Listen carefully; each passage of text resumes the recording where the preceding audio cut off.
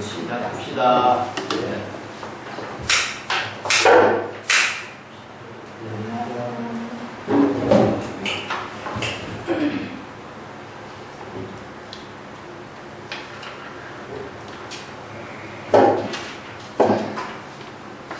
이번 시간에는 종용록 39칙인데 제목은 조주선사와 바루 세발이라고 합니다.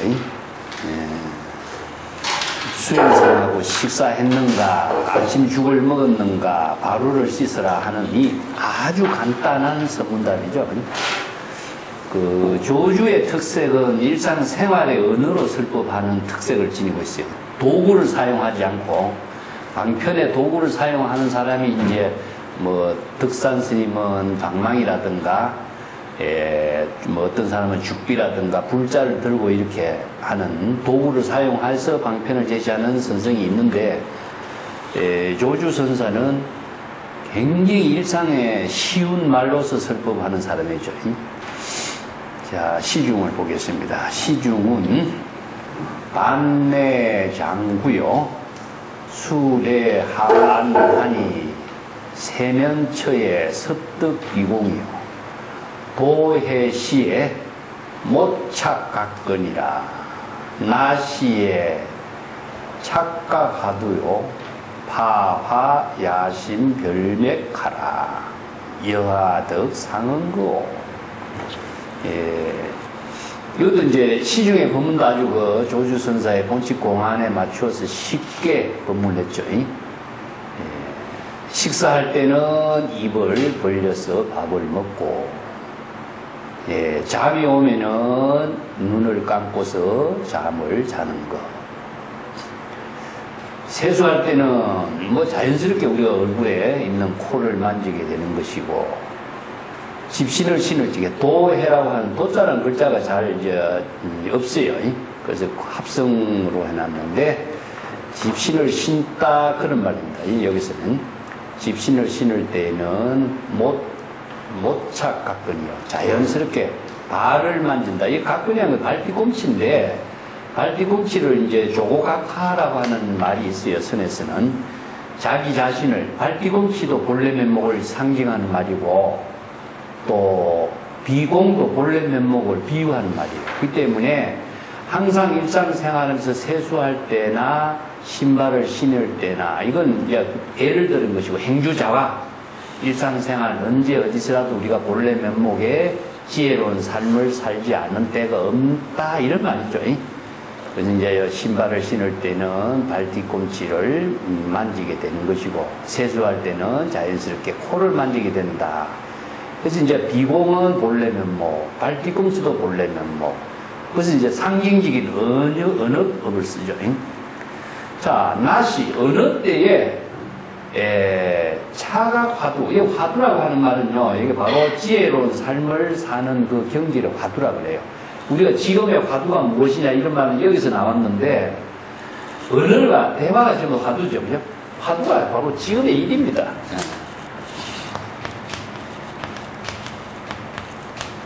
그래서 두는 의미가 없는 글자고 화는 무엇이냐 대화가 됩니다.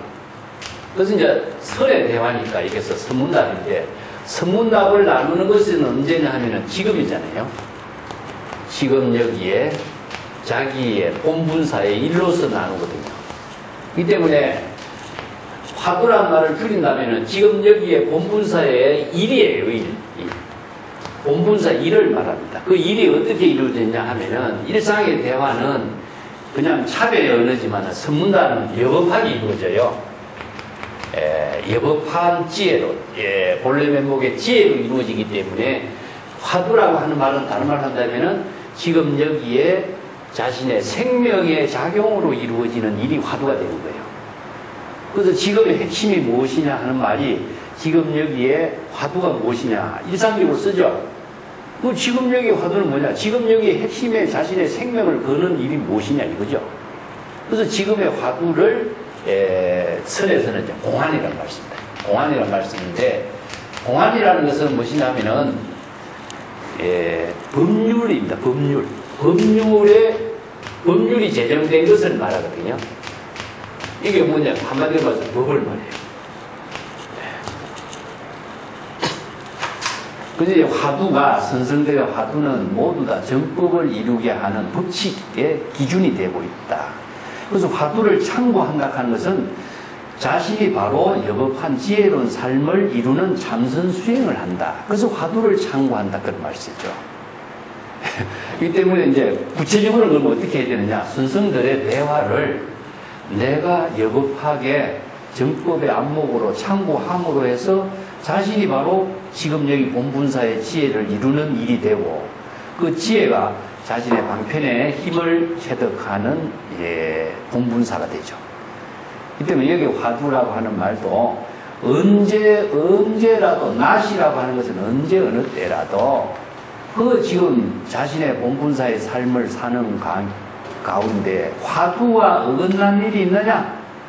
본분사의 지혜로운 삶을 이루지 못한 일이 있느냐? 자, 그런 일이 있다면 스스로 횃불을 들고 야밤에 잘 찾아보도록 하라. 야밤이라고 하는 것은 이제 어두운 가운데에 밝은 지혜로 비추는 작용을 야밤인데 이 말도 굉장히 은유적인 표현이에요. 내가 요거 뒤에다 자세하게 써놨는데 횃불을 든다 하는 것은 지혜 관조라. 우리가 정법의 안목으로 지혜로서 자신의 바른 무지무명의 중생의 그 미혹을 스스로 밝히는 거죠. 그죠? 그래서 횃불은 지혜 관조로서 자각 발심호해서 자신의 번뇌 망념에 떨어져 있기 때문에 지금의 화두, 지혜로운 삶을 살지 못한 사실이 있는가를 스스로 잘 살펴서 관찰하라. 그것이 바로 참선 수행의 핵심이거든요. 자, 요거는 그걸 이해하기 위해서 내가 뒷장에 좀 써놨는데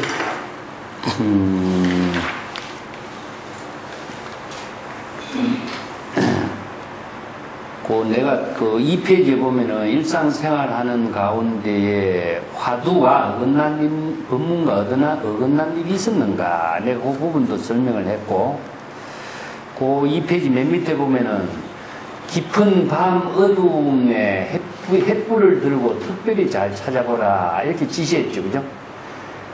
선성들의 화두나 선문답을 자기 생각으로 이해하고 여법하게 참선 수행을 하지 못했거나 번뇌 망념으로 자신이 참선 수행을 하고 있는 자는 아닌가. 이것을 바로 정법의 안목으로 시시각각 잘 자각하고 성찰하라. 그래서 이제 조고각하란 말이 나오는데 이 조고각하란 말은 육조 단계에서 이야기하고 있는 지혜 관조란 말이에요.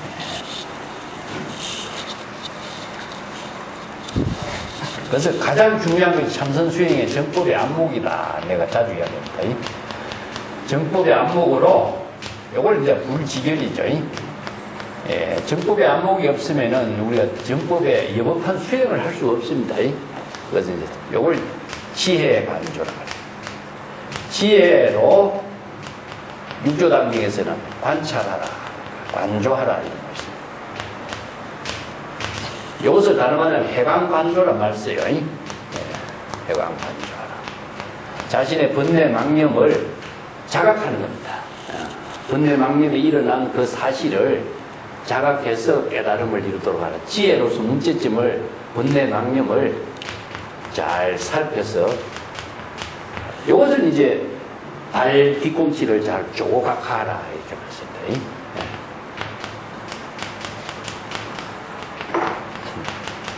그래서 아까 얘기 각하라고 하는 말이 뭐냐면은 발뒤꿈치예요. 자기의 지금 발뒤꿈치, 지금 여기 자신이 번뇌, 망념, 차별, 경계에 떨어지지 않았는가, 이것을 지혜로 망념이 일어난 사실을 잘 지혜로 관찰해라.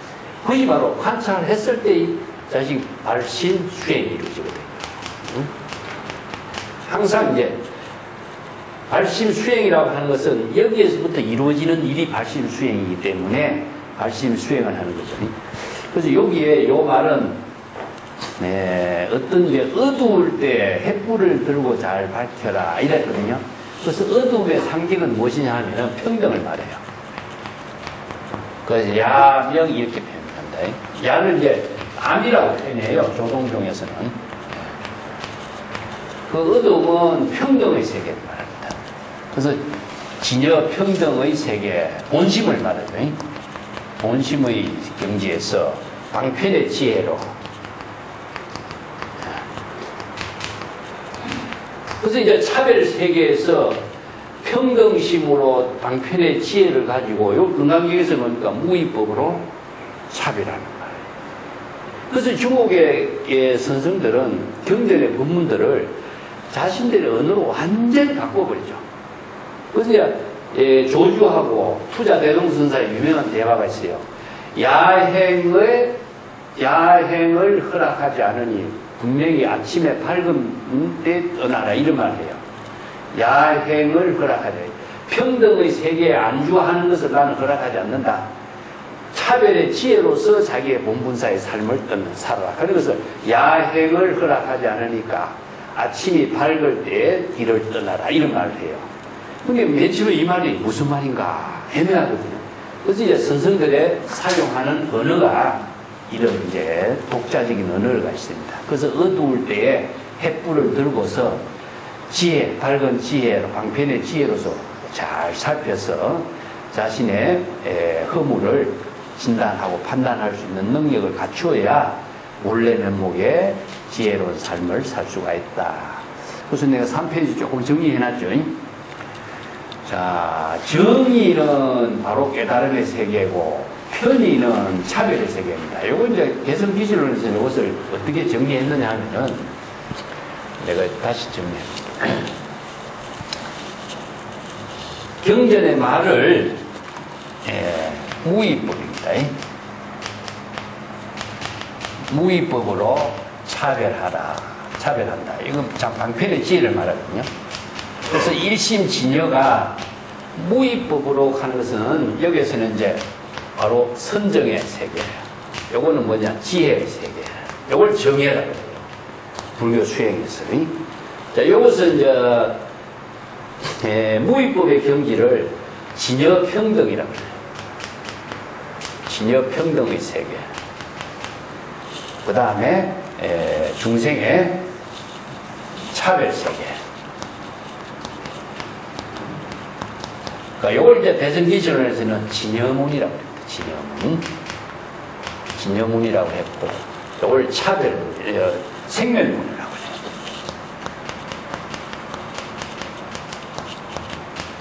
그렇게 정리하는데, 중국 선선들은 요것을 또 어떻게 표현하냐면은, 체와 용, 이와, 화엄철학에서 이와 사로 또 나눠. 그 조동교에 가서는 이걸 이제 암과 어둠이죠. 암과 명으로 또 나눠. 이걸 정의와 또 편의로 나눠.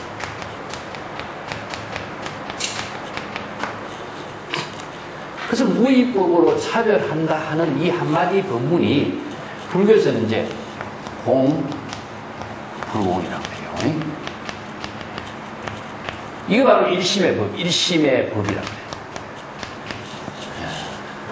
그래서 일심의 법이 중국 선생들은 자신들의 독자적인 일상생활의 언어로서 이 말을 다 바꿔버려요. 그래서 선어라고 하는 것이 독자적으로 생긴 거죠. 이 구조가 똑같습니다. 다르게도 표현하는 경우도 있는데,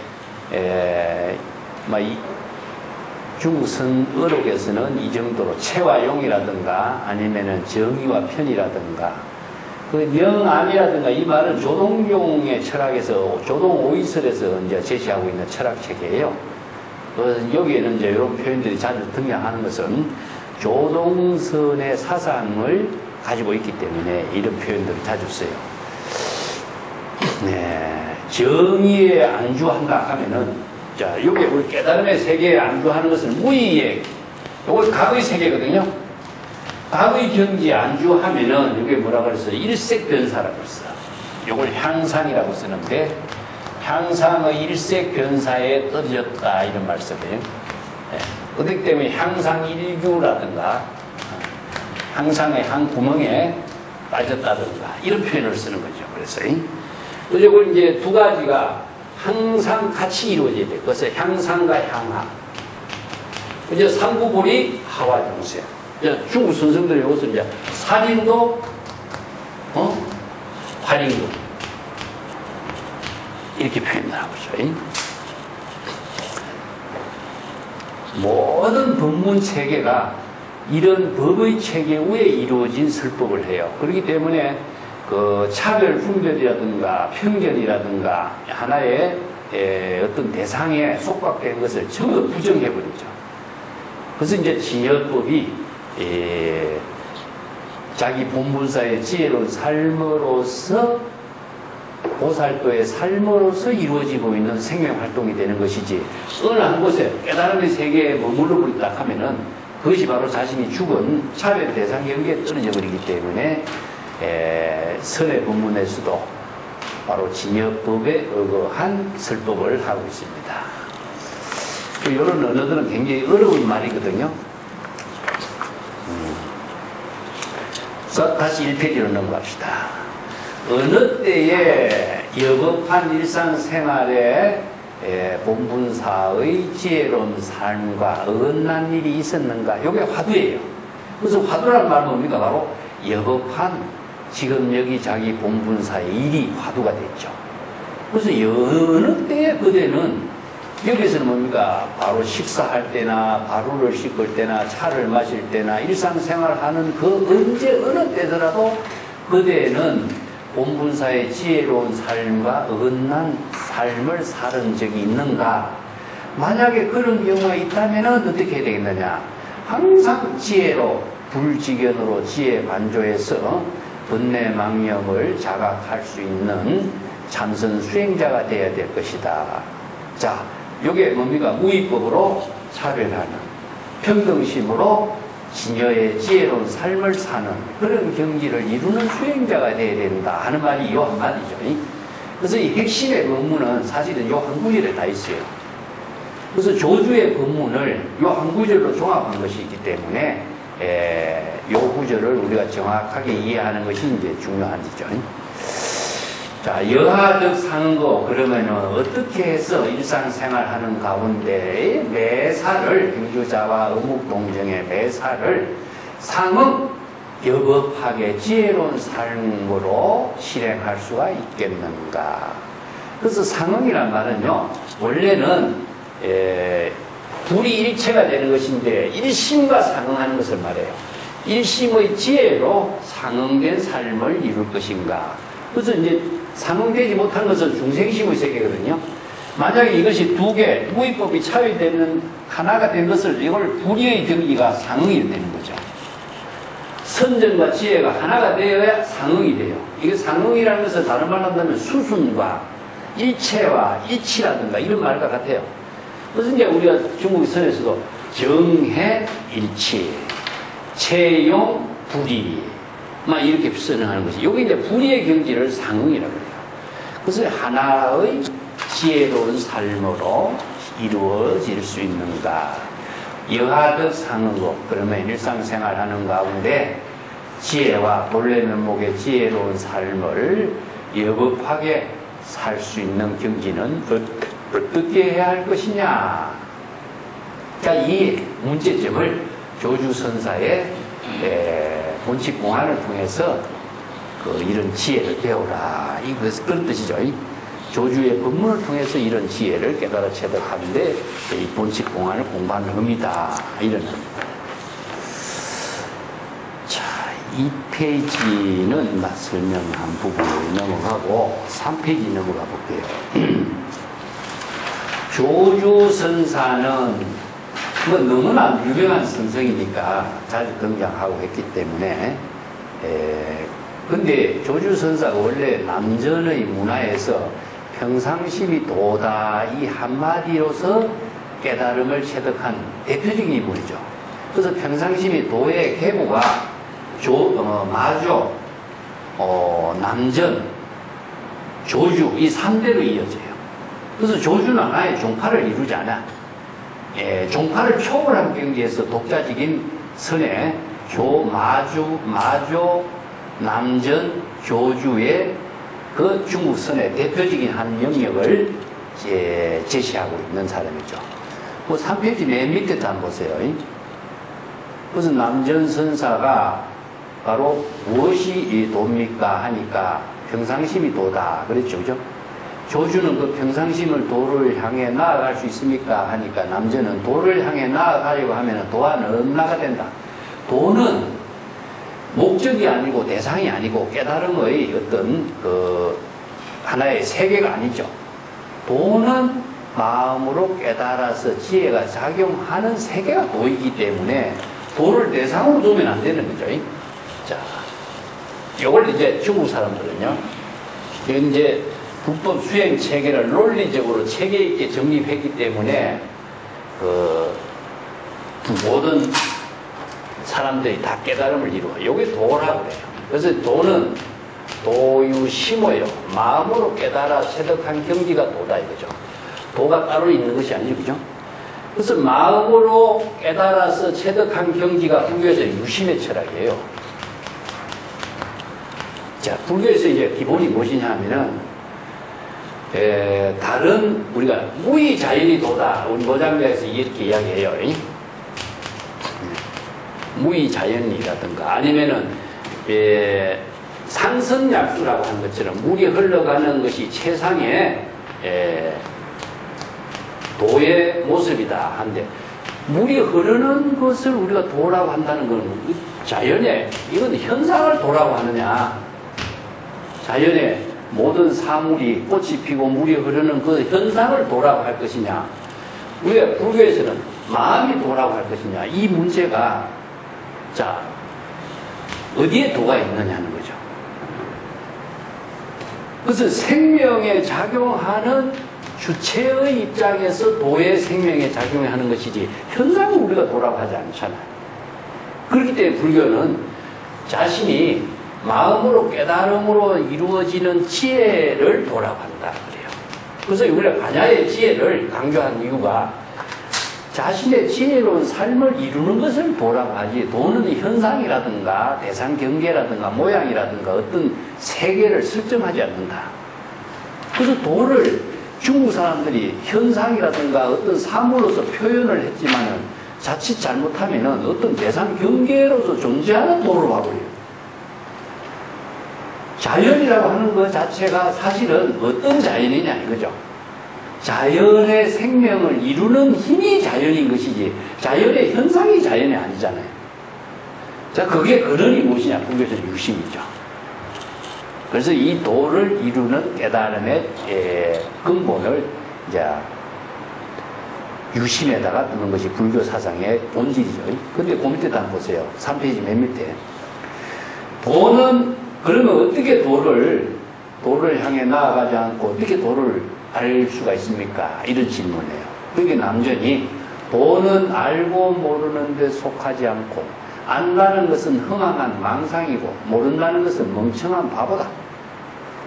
의심하지 않고 도에 통달한다면은 흑공이 트인 것처럼 억지로 도에 대해서 시비 분별을 일으킬 필요가 있겠는가. 요 말이요. 사실은 이제 도를 이루는 하나의 법문이라고 할 수 있어요. 이 도라고 하는 것은 진여 일심의 지혜가 작용하는 것이 도니까 시, 비,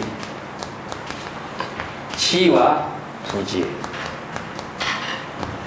아니면은 선, 악, 이것을 모두 초월한 경지가 도지, 이런 하나의 언어가 남아있으면 도를 이루지 못해요. 그래서 이게 부처와 중생이라고 하는 세계, 아니면은 부처와 깨달음의 세계라든가 어떤 것이든지 다 방편으로 제시한 언어인데 언어를 두고 있으면 도는 이루어지지 않는 거죠.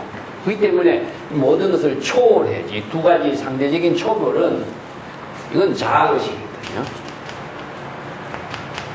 자아의식으로서 부처나 중생이라는 대상 경계를 인식하고 있기 때문에 이것은 중생이 돼요. 그래서 중생의 자아의식과 차별 분별심의 대상 경계를 초월하지 않고서 도는 이루어지지 않는가. 그것이 이제 불법 수행 체계의 본질이다. 그래서 중생심에서 본심여 본심으로 되돌아갈 때 하는 것은 궁극적으로 일체의 은설상, 명자상, 신면상을 다 초월하지 않고서는 진여 본심의 지혜를 이루지 못하는 것이다. 자, 여기 이제 내가 가끔 이야기했지만 중국이라든가 노장자 사상이라든가 유교의 모든 가르침은 뭡니까? 상고주의 정신이 있어요. 상고주의적인 정신은 무엇이냐 하면은 정보를 중요시한다. 정보라는 것은 고전의 말씀입니다. 그것은 이제 사서 상경의 말씀을 중심으로 해서 중국의 인이예지신이라든가 인이의 도를 실현하는 기준으로 삼아요. 그러니까 누구의 말씀에 근거해서 살고 있는 것이 바로 중국인들의 하나의 정신이죠. 그러다 보니까 성인의 말씀, 이거는 뭐 하나의 법칙성의 의미를 두고 있어요. 그렇기 때문에 기준은 뭡니까? 성인의 말씀이 자신의 인의의 도를 실행하는 기준이 되는 거죠. 그죠? 이거 하나의 그런 법을 두고 있는데, 자, 불교에서는요, 이 전고, 이거 자체를 부정해요. 그래서 분립문자를 제시하는 거죠. 왜냐하면은, 누구의 말을, 경전의 말이라도, 아무리 귀중한 한마디의 말씀이라도 그것을 기억하면은 자신은 중생심이 되기 때문에. 그것이 바로 이제 중국의 고전하고 선의 사상하고의 차이점이라고 할 수 있죠. 내가 뒤에, 오늘 자료에서도 뒤에 언급이 되기 때문에 뒤에 가서 조금 다시 설명할게.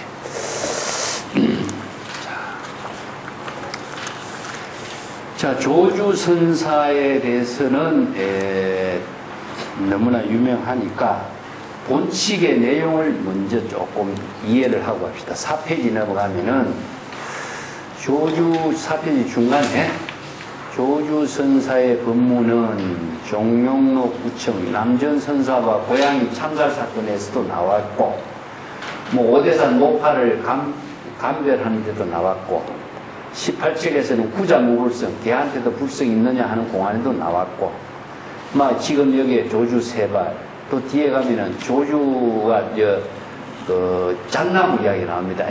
조사 쪽에서 온 뜻이 무엇입니까? 이거 종룡록에서는 이렇게 한 이제 4척인가 이렇게 실려 있어요. 너무나 유명한 공안들이죠. 근데 여기서는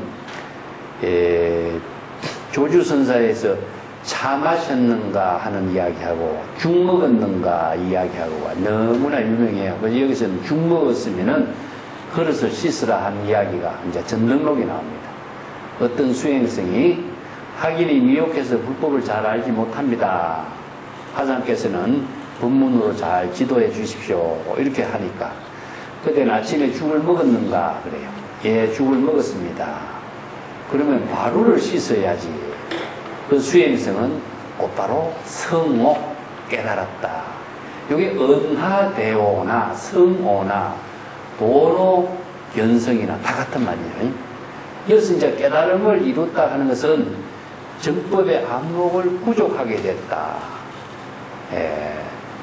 자신이 바로 이제 무지무명에 가려져 있다가 바로 정법의 안목을 부족함으로 해서 바른 지혜, 요걸 이제 깨달음이라는 것은 심령이라고 그래요. 심령. 마음이 심지가 열렸다. 이런 말이거든요. 심령개오요. 이런 말씀. 그래서 여기서 명이라고 하는 말이 무엇이냐 하면은 자신이 중생심으로 있을 때는 무명이 돼요. 자의식과 차별 분별심으로 갖게 되면은 무지무명이 돼요. 이걸 이제 무지무명이라고 하는데, 무지무명에 가려져가지고 자신이 번뇌망념으로 있었는데, 불법을 깨달아 제대로 하니까 무명이 명으로 바뀝니다. 그래서 이거는 에비드하고는 피드예요. 그죠? 그래서 명은 무엇이냐? 바로 지혜로 정법의 안목이 부족된 거죠. 지혜로 사물을 이체의 모든 사물 대상을 다 명확하게 볼 수 있는 빛이 이제 밝혀진 거죠. 그렇기 때문에 이걸 이제 정법의 안목이 열렸다. 개오란 말. 그래서 정법의 안목이 열렸다. 이런 말. 정법의 눈이 열렸다. 그래서 심령개고라는 것은 정법을 볼 수 있는 지혜의 눈이 열렸다 그래. 지혜의 눈이 열리니까 정법의 암흑이 부족된 거란 말이에요. 예. 그래서 자신이 허물, 정법과 사법을 판단할 수 있는 능력을 갖추게 됨으로 해서 자신이 바른 수행을 할 수 있는 사람이 됐다 이런 말이죠.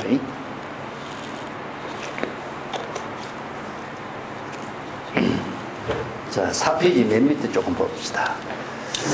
조주선사가 수행자에게 차나 한잔하게, 식사한 후에 바루를 깨끗이 씻게, 운문선사가 날마다 좋은 날이 되도록 하라. 이런 이 말들이 이제 또 더 유명한 말이 일용이 부지란 말이죠. 날마다 사용한 줄을 모르고 있는 것이 중생의 모습이고, 이런 주역에 있는 말인데도 이것을 선생들은 이제 일용이 날마다 사용하면서 왜 작거대의 본래 면목을 모르느냐 이렇게 이제 사용하고 있습니다. 그것이 일상생활 속에서 너무나 당연한 일이기 때문에 그것이 도의 삶인 줄 모르는 거예요. 그래서 이제 진실이라고 하는 본질을 멀리 있다고 생각하거든. 부처, 깨달음, 열애, 진실, 해탈 이것이 멀리 있다고 생각하거든. 그래서 이제 마음 밖에서 구하는 자들에게 조주는 진실의 깨달음의 삶은 지금 여기 자기의 일상생활하는 그 가운데 있다. 이 사실을 이제 조주의 본문의 핵심이라고 할 수 있죠. 이런 그 말들이 행주자와 내가 5페이지에 조금 정리를 했습니다. 구체적인 일상생활 속에 우리들의 진실된 삶이 이루어지고 깨달음의 삶이 이루어지는데 수행이라고 하는 것은 전부 다 깨달음을 대상으로 두고 수행하니까 많은 사람들이 수행을 하지 않고 대상 경계에 집착하고 있는 넋을 짓고 있는 중생으로 사는 모습이다. 그래서 이걸 이제 당대 선생들은 현성공안이라고 해요. 현성공안. 내가 그 5페이지에 써놨습니다. 제법실상, 현성공안, 자연법의 이 세 가지 언어로 정리할 수 있는데 제법실상은 법화경에서 쓰라고 있는 법문이고 일체의 모든 법이 진실하게 생명으로 작용하고 있는 모습을 다름 안 한다면 자연법이에요. 근데 자연법의가 언제 이루어지고 있느냐? 현성, 지금 이루어지고 있다 이거예요. 자기의 일상생활하는 모든 매사에서 현성공안, 아까 공안은 화두라고 했죠. 여법하게 이루어지고 있다. 그것을 이제 현성공안이란 말이 현재 지금 자기의 본분사의 삶의 지혜로 작용하고 있는 것을 바로 화두라고 합니다. 화두. 자, 이런 말들은 이제 무량수경 같은데 거차불언이라고 합니다. 아미타불이 어디 있냐? 지금 여기서 멀리 있지 않다. 근데 경전에서 이렇게 많이 강조해요. 설하는데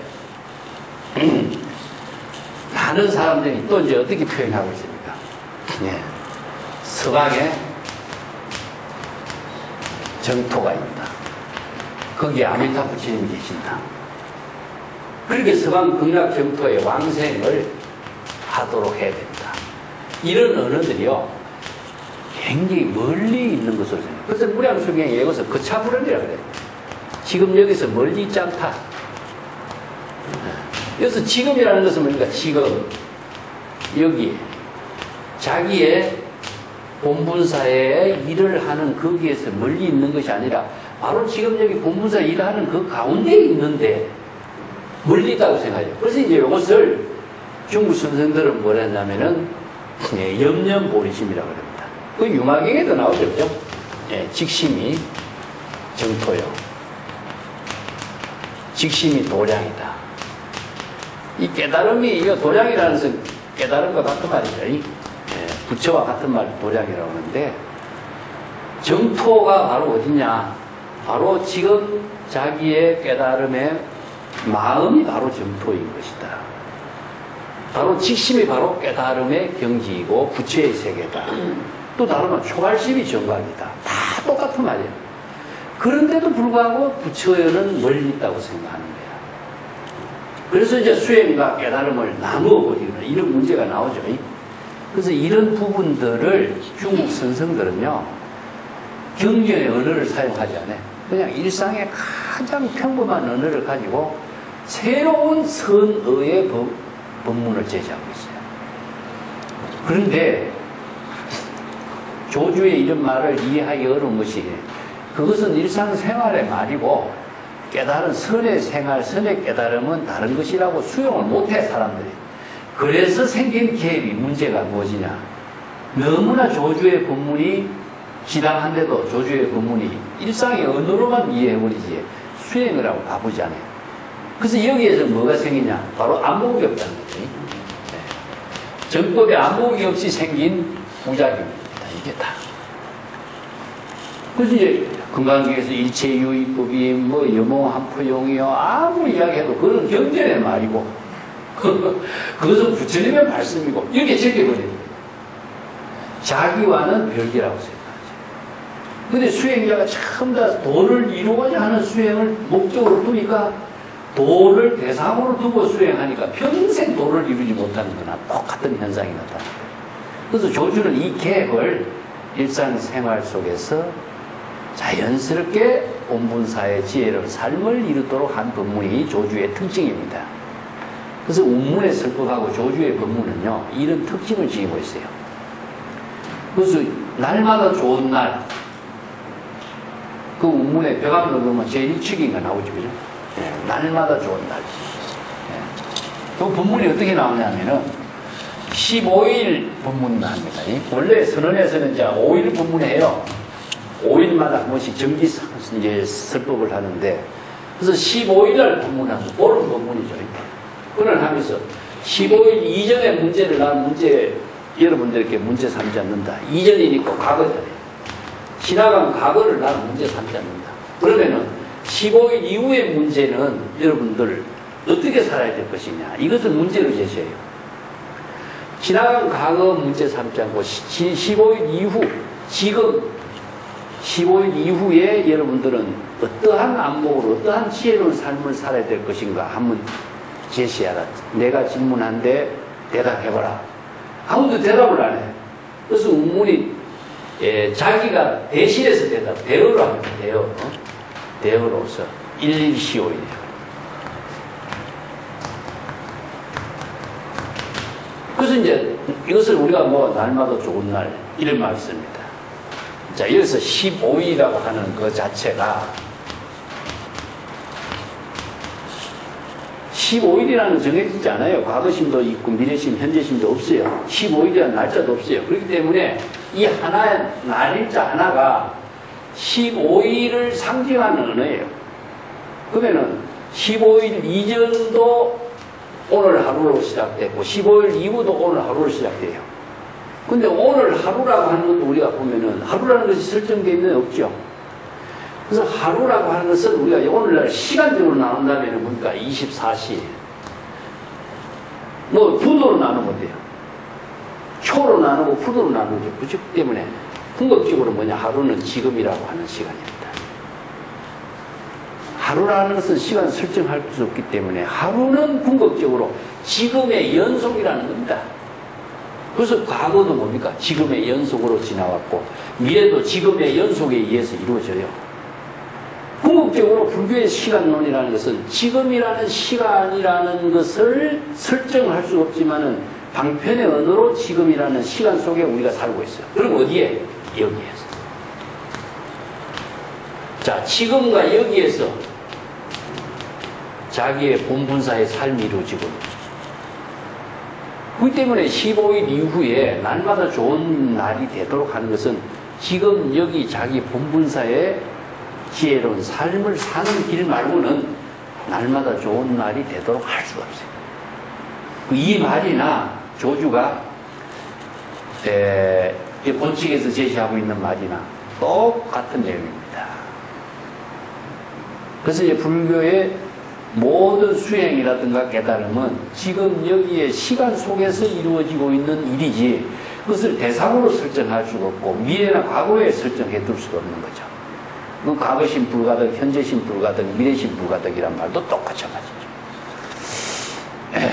그래서 여기에 거차불언이라고 하는 말을 내가 하나 넣어놨는데 염려버리신 처처 알라국이요 직심이 정토요 초갈심 정각을 이루는 직업력이 발심 수행하는 일과 함께 이루어지는 것.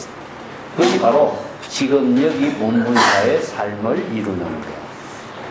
그 경지가 바로 선의 생활의 핵심이 된다. 그렇죠? 그래서 행주자와 어묵동정, 뭐 다반사, 식사하고 차 마시고 그릇 씻고 하는 것, 가장 그 일상생활의 일을 사람들은 거기에서 진실된 삶의 가치를 찾지 못하고 있다는 거죠. 한마디로. 그 누가 인사말 하니까 인사말은 그냥 평상의 인사말이니까 인사말 그 자체가 자신의 생명의 에너지가 나온 인사말을 모르는 거죠. 예. 그래서 진실이란 무엇이냐 하는 겁니다. 진실된 생명의 작용이라는 무엇이냐. 이 문제가 사실상 우리가 정법의 안목으로 다시 봐야 될 부분이죠. 그러면은 일상생활은 무엇이냐. 일상의 생활은 무엇이냐.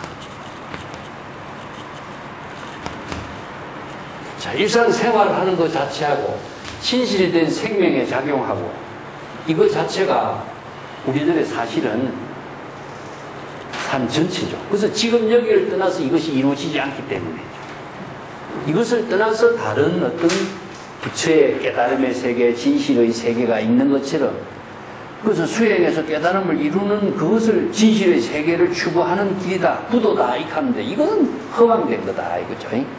그래서 그런 허황된 삶을 사는 자들을 이제 조주는 생활 속에서 깨달음의 진실된 삶을 이루는 경지를 체득하도록 설하고 있는 법문이죠.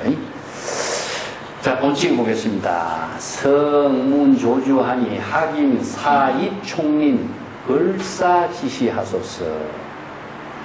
어떤 수행성이 이제 조주선사를 찾아갔습니다. 학인은 저는 이런 말이죠. 지금 막 총림에 들어와 초참자야 수행자입니다. 걸사지시하소서. 선사의 지시를 받고자 합니다. 법문을 설해 주십시오. 이런 말이죠. 그래서 사라고 하는 것은 이제 막 들어온 초심자라는 말이에요. 초심자. 예. 그 총림이라고 하는 것은 이제 뭐 우리가 수행자들이 모여 있는 것을 총림, 전당림 이런 말 쓰는데 그 나무 하나는 총림을 이루지 못한다. 이런 말 쓰죠. 많은 수행자들이 총림을 이루는 것은 왜 이제 수행자들이 이렇게 총림에서 수행을 하도록 하나는 선언은 하나의 학교라고 그러잖아요. 그죠? 중국의 선언은 학교였습니다. 사실은 구도자들의 학교인데 생하자는 풍우요.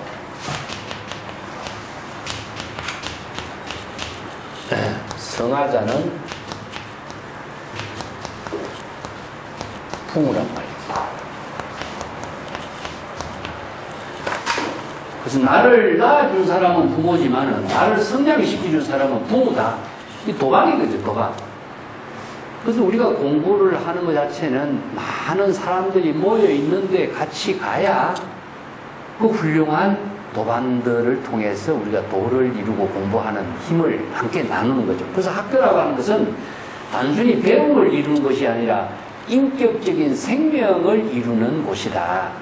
그래서 중국의 선언이 그런 역할을 했어요. 근데 중국에서 이제 물론 이제 인도 같은 데서도 뭐 이렇게 수행자들이 모여서 수행하고 했지만은 요게 이제 인도의 총림하고 중국의 선언의 총림하고의 내용이 다른 게 중국인들은요 공자 이후에부터 교육 정신이 철저한 문화를 지니고 있었어요. 그래서 공자가 제자들을 키우는 교육에 생명을 쏟은 것이 중국의 하나의 교육 문화의 정신이 되는 거죠.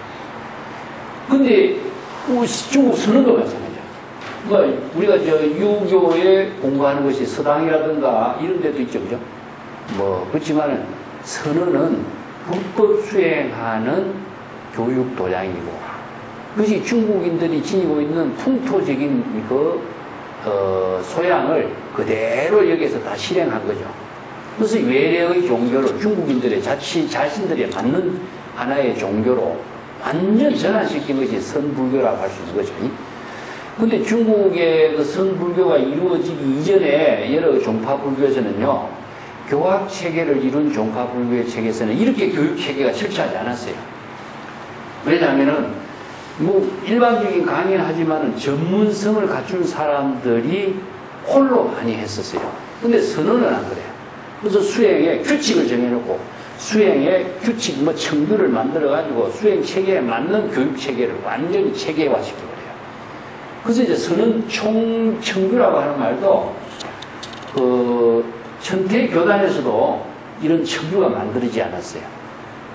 그래서 중국의 선언이 어느 만큼 교육 체계로 잘 정립되어서 많은 수행자들이 기책을 나누고 수행하는 방법이라든가 이것이 체계화되어 있는가를 우리가 알 수가 있는 거죠. 그래서 이제 조주 어록을 보면 총림에 처음 온 수행자하고 질문하는 경우가 많이 있어요. 그래서 내가 몇 가지 사례를 적어 놨는데, 그 6페이지 넘어갑시다. 번역 명의집이라고 하는 책에 보면은 총림이라고 하는 말은 단린, 이거 전단린이라든가 이런 말이죠. 향나무가 모여있는 거, 수행자가 모여있는 거, 이런 의미를 두고 있습니다.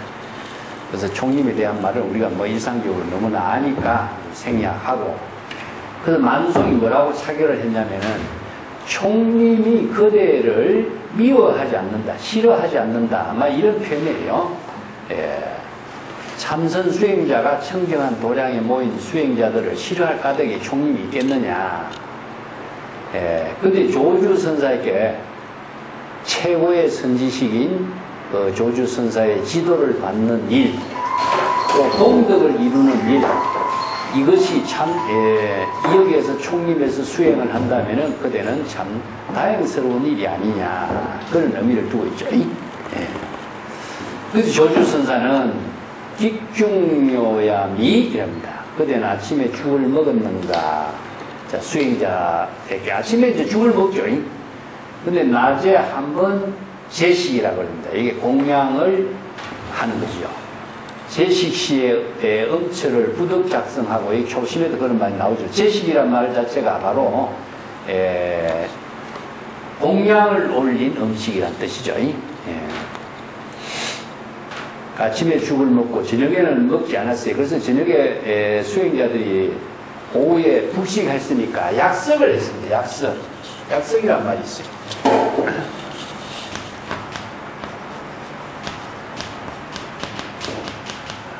약석이란 말은 한의원에서 사용하고 있는, 중국의 한방에서 사용하고 있는 뭡니까? 돌입니다. 돌. 돌을 불로 데워가지고 배가 되게 하는 것이 치료법이죠. 그죠? 우리가 기와장을 불로 데워가지고 배에 든다든가, 뭐, 뜸질이라 하는 거죠. 왜냐하면은, 이거는 이제 줄인 배를, 뭡니까? 위로 한다는 그런 의미인데, 그래서 약석이라고 하는 것은 저녁 식사가 돼요. 저녁 식사를 약석으로 먹었어요. 그래서 저녁 식사는 오후 불식이니까 약석을 먹게 된, 약석을 저녁 식사로 만든 이유가 노동을 했기 때문에 그래요. 그래서 선생들이 노동을 하지 않을 때는, 인도 같은 데는 노동을 안 하니까 저녁을 안 먹어도 돼요. 그렇지만 중국에 노동을 하니까, 저녁은, 공식적으로는 저녁은 안 먹는 것이 계율법이라든가, 아니, 안 먹는 걸로 정해져 있는데, 노동을 하니까 사람들이 허기 가지고 힘이 들죠. 그래서 이제 약석, 몸을 치료하는 차원에서 먹도록 한 것이 약석이란 말이에요. 그래서 저녁이에요, 저녁. 그래서 노동을 하면서 먹기 시작했습니다. 식사했는가? 그래서 바루를 씻겠다. 식사했는가? 이 말 자체를 이제 일상선언의 생활에서 평상의 생활 속에서 그대는 분분사의 삶을 하고 있는가 하는 문제를 확인하는 거죠.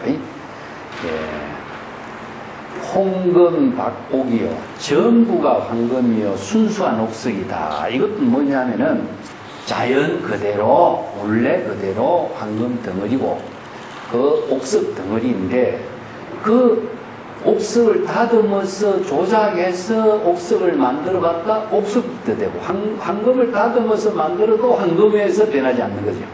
이걸 그러니까 본성을 이렇게 표현해요. 그대가 일상생활하는 그 가운데 그 순수한 그대로의 모든 일이 다 본래 면목의 지혜로운 삶이다. 예? 옥석을 다듬어서 옥석이 바뀌는 것도 아니고 황금을 다듬다고 해서 황금이 바뀌는 건 아니다. 이 말을 이렇게 착을 내린 거죠. 이걸 벼감록에서 이제 사용하는 말인데 한마디 한마디가 바로 순금과 같고 옥석과 같고 하나하나의 모든 매사가 바로 황금과 같고 옥석과 같은 그러한 삶을 사는 것을 여기서 말하고 있습니다. 그래서 그 스님이 7페이지에 성은 징요입니다. 죽을 먹었습니다. 그럽니다. 이게 너무 순수한 본래 그대로의 자신의 솔직한 대답을 한 거죠. 근데 이 수행성은 여기까지는 무엇이냐 하면은 조주 스님이 죽 먹었는가? 평상에 인사말로 하는 줄 알아요. 그러니까 예, 죽 먹었습니다. 요까지가, 예. 그래서 요거 차를 뭐라냐면은 구간 납성의 불여상자로다.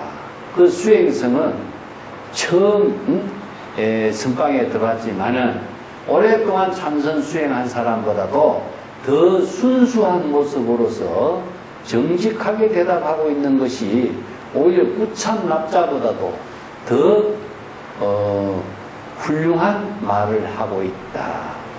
자, 여기서는 뭐냐면은 너무나 여기서는 자신의 본심을 그대로 드러낸 것을 이렇게 칭찬하고 있는 말이죠.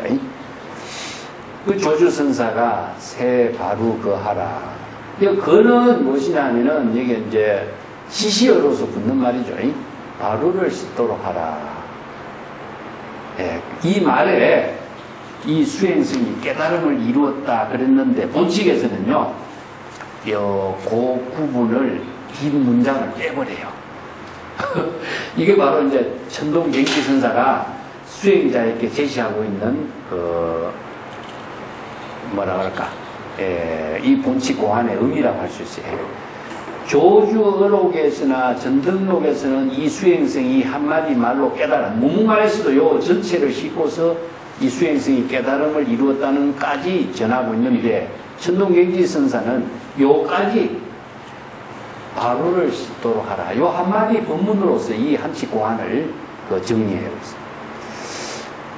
일상생활 하면서 죽을 먹고 바루를 씻는 일, 그 자체가 바로 자기의 본분사의 일이라는 사실을 자각하게 한 것이죠. 거기에 이제 차근은 부득 좌심입니다. 이 시는 의심하다는 뜻입니다. 좌라고 하는 것은 좌우를 두루번거리는 것이고, 시라고 하는 것은 의심을 하면서 살피는 것을 말해요. 그래서 좌시하지 않는다 이런 말을 하는 거 있죠, 그죠? 이런 말도 이런 언어에서 나오는 말이죠.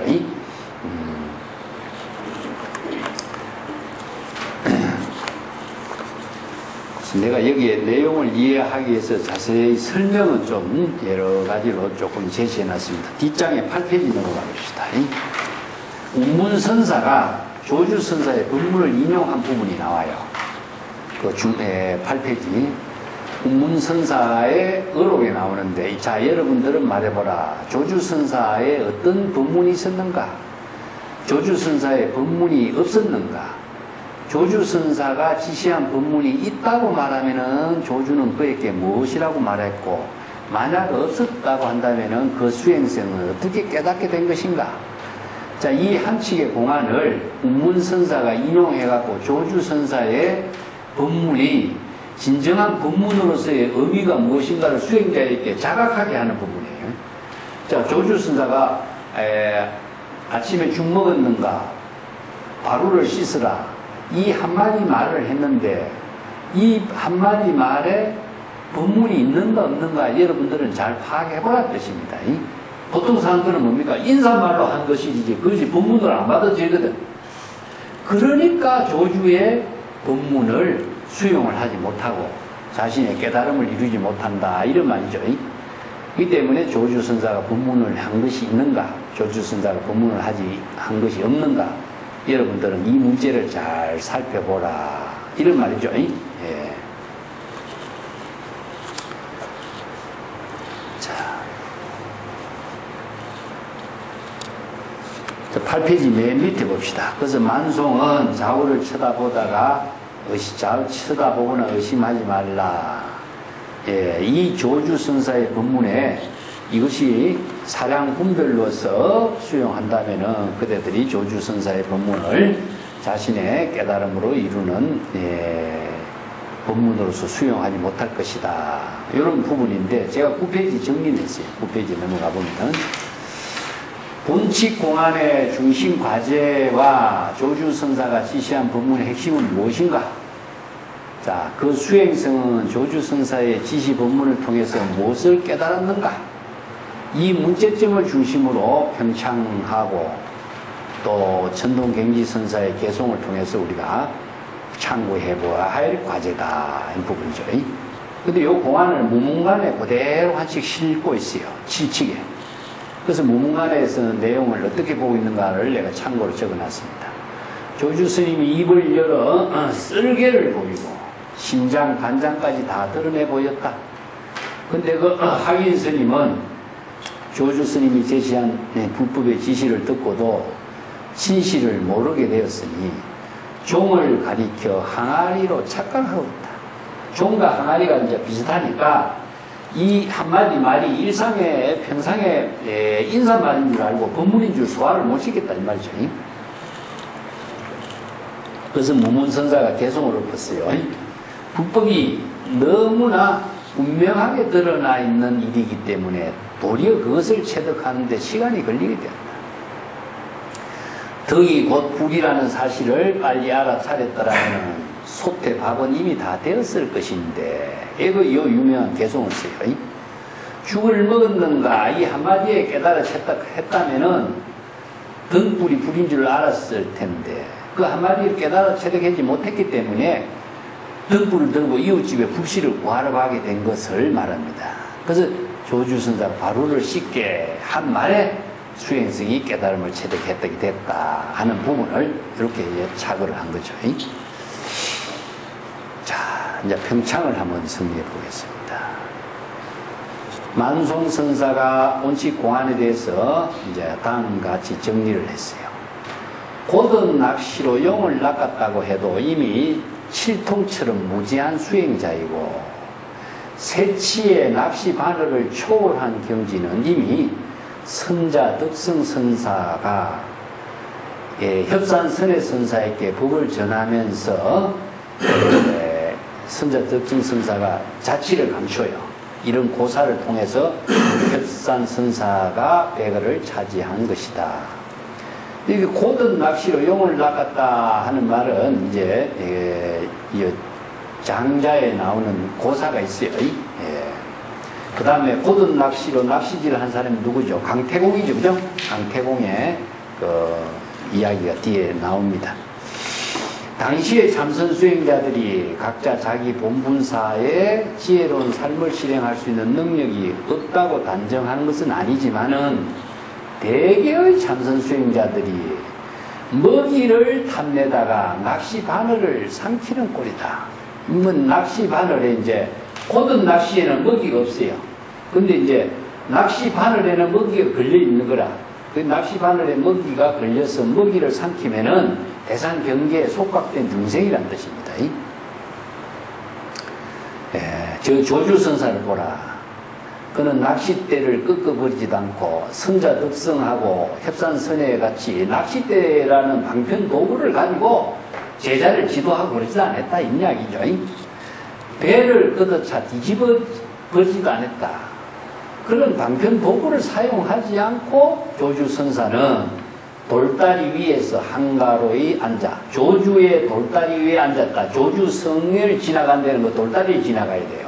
그 조주석교라고 하는데 조주성 돌다리에 한가히 앉았거나 아니면은 외나무들, 약작이라는 말은 외나무 다리인데 예, 통나무를 하나 쭉 그렇게 개울에 걸쳐놓은 것을 이게 이제 외나무 다리죠. 약작이라고 합니다. 한가로이 앉아서 세월을 보내고 있어도 수행자들이 스스로 조주 언덕을 찾아왔고 찾아오는 수행자들에게 하면서도 독자적인 방편의 수단으로 수행자들을 맞이했다 이런 말이죠. 내입수저, 내입이란 말은요 찾아오는 수행자를 맞이했다는 뜻이에요. 내기라고도 해요. 내기. 예, 선어록에서는 내기. 요 내기라고 하는 것은 참선 수행자들을 맞이하는 것을 내기라고 합니다. 자, 여기서 이제 선자 덕성과 협산 선의 선사가 깨달음을 이룬 이야기는 이게 우리가 유명해요. 이것은 조금 내가 이해할 필요가 있어서 지난번에도 우리가 다른 데서도 내가 언급을 했는데 여기서도 나왔으니까 조금 설명을 그 35책에 나왔지 그지? 나왔지 싶다. 그 10쪽에 넘어갑시다. 고든 낚시로 용을 낚는다. 이런 말은 이제 문수응진 선사가 고든 낚시로 용을 낚으려고 했는데 뭐야 두꺼비가 낚겠구나. 이런 말을 이제 운문어록에도 언급을 하고 있습니다.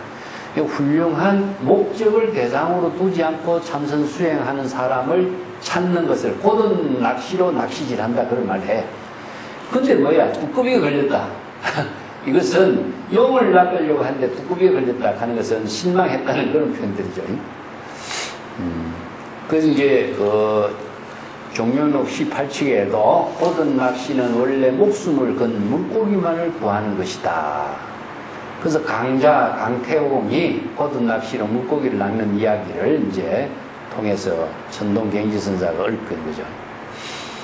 그 주나라 문왕이 사냥 가다가 강태공이 이제 낚시하는 모습을 보고 고든 낚시로서 낚시하는 사람이 어디 있느냐 하니까 목숨을 건 물고기만을 구한다. 이게 뭐냐? 생명을 건 사람을 구하지 나는 물고기를 목적으로 대상으로 물고기를 잡는 그런 일을 하지 않는다 이 말이죠. 여기 이제 이 말을 선생들의 구도자에 대한 비교해요. 목적을 추구하는 수행자를 찾지 않는다. 생명을 건 수행자를 찾는다. 그 생명을 건다는 것은 뭡니까? 지금 여기 자기 본분사의 생명으로 작용하는 사람을 나는 수행자로 찾고 있지. 깨달음을 목적으로 찾고 있는 수행자를 나는 지도하지 않는다. 이 말을 여기서 비유해서 써요. 그런데 많은 수행자들이 목적을 두고서 찾고 있는 수행을 하고 있으니 안타깝다. 이런 말을 하죠. 선자 덕성 이야기가 세치 바늘을 초월한 경지 이 말이 이제 10페이지 내가 그 선자 덕성 이야기를 나왔습니다.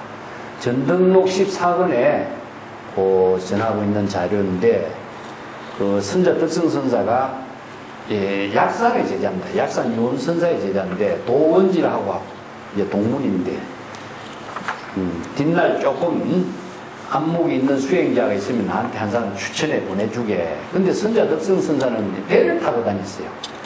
왜냐하면 절을 가지고 있지 않고 나루터에서 배를 가지고 사람들을 오면서 태워주고 이렇게 나루터에서 이제 살면서 그런 삶을 자유스럽게 사는 사람이에요. 암두라고 하는 선생도 그래요. 중국 선생들이 그래서 이제 나루터에서 사람들을 배를 태워주고 왕래하면서 자신의 본분사로 살면서 이제 훌륭한 제자에게 정법을 제시할 수, 정법의 안목을 전할 수 있는 제자를 추천해 보내라 이렇게 권한 거죠. 그래서 이제 협산이라고 하는 사람이 이제 협산 선회가 선자 덕성 선사를 찾아가요.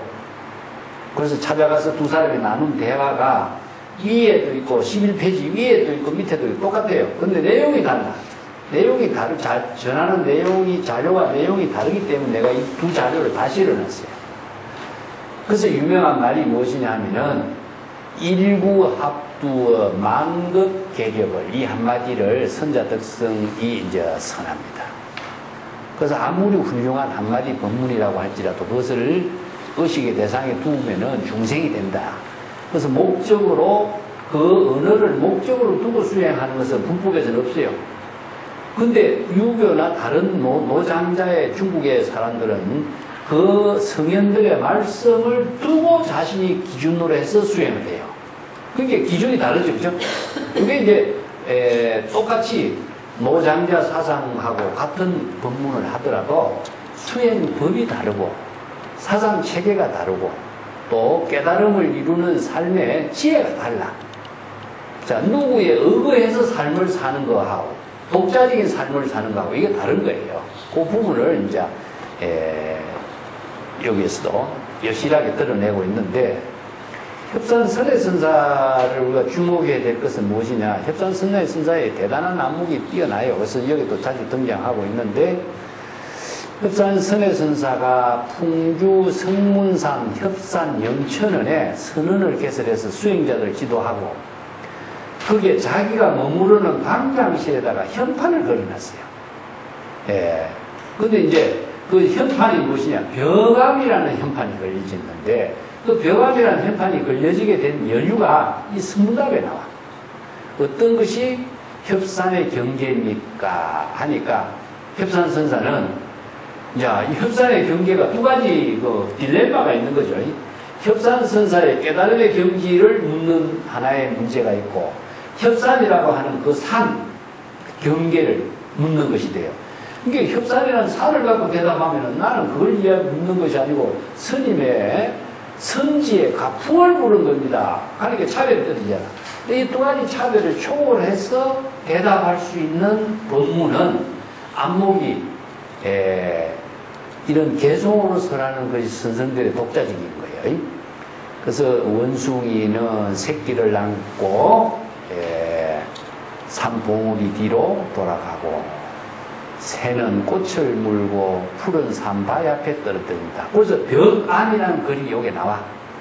여기 협산선사의 그 개송에 나오는 말인데, 이 벽암이라는 글을 이제 그 현판을 걸어놨어요. 그래서 이제 뒤에 그 원호국건선사가 북송시대가 한참 뒤떨어졌죠. 북송시대에 원호국건선사가 그 협산 영천원에 가서 벽암록을 강의해. 그래서 이제 벽암록을 강의하는 것이 아니고, 원래는 이제 그 설두의 송고를 수행자들에게 법문으로 강의한 겁니다. 그 제자들이 그것을 기록해서 정리해 모은 책이 벽암록이라는 이름이 붙게 된 거예요. 그래서 벽암록이라는 책 제목이 만들어지게 된 이유죠. 그 밑에 이제 오등회원의 선자 덕성하고 협산선사하고의 대화가 나오는데요. 위에 구절은 같아요. 위에 구절은 같은데, 그 뒷구절에 뒷장으로 넘어갑시다. 뒷장으로. 그 선자 선사가 12페이지 맨 위에 보면은, 대나무에 달린 낚싯줄은 그대가 마음대로 가지고 놀지만은 맑은 물을 더럽히지 않는 나의 뜻은 스스로 독자적인 방편수단이 있는 것을 알아야 한다. 이런 뜻이거든요. 요 말이 개성도 어렵지만은 이 내용도 어려워요. 예, 이게 뭐냐면은 낚싯줄이라는 것은 뭡니까? 방편으로 제시하고 있는 그 법문이에요.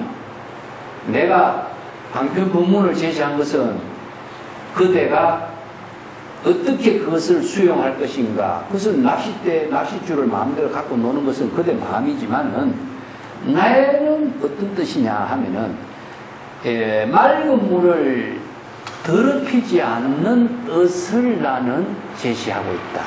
맑은 물이라는 것이 뭡니까? 자성청정심이라. 그렇기 때문에 내 말을 여겁하게 깨달아 체득하도록 나는 바라고 있지, 내 말을 중생심으로 사량 분별해서 그대가 소화하기를 나는 바라지 않는다, 이 말이에요. 그래서 물고기가 낚시 바늘을 물면 어떻게 됩니까? 물을 흐리게 된 거야. 몸부림을 치니까. 그래서 고든 낚시를 던지면 어떻습니까? 물고기가 물지 않아.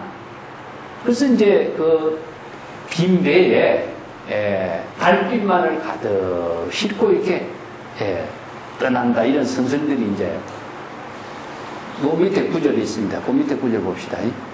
12쪽 그 중간에 보면은 그 원호국건 선사가 오등회원의 선자 덕성 선사의 개송을 가지고 읊은 조용한 밤 찬물에 낚싯줄 들이지만은 고기는 먹이를 먹지 않고 빈대에 달빛만 가득히 싣고 간다. 야정수한 어불시 만선공제 월명. 이 유명한 구절을 그래서 읊어요. 이 구절이 굉장히 어려운 구절인데 왜 어렵냐 하면은 무슨 뜻인지 잘 모르지, 그죠? 낚싯줄에 모든 낚시를 내놓으니까 고기가 물지 않는 거예요. 고기를 낚으려고 낚시질을 하는 거 아니야. 예. 생명을 건 수행자를 찾는 것을 이렇게 표현해. 그렇기 때문에 배에는 고기를 잡은 한 마리 고기가 없어. 그래서 빈배는 뭡니까? 바로 본래의 경지에서 월명기라 달빛을 받고서 시절인연의 본분사의 삶을 살고 있는 여여한 삶을 살고 있는 모습이라.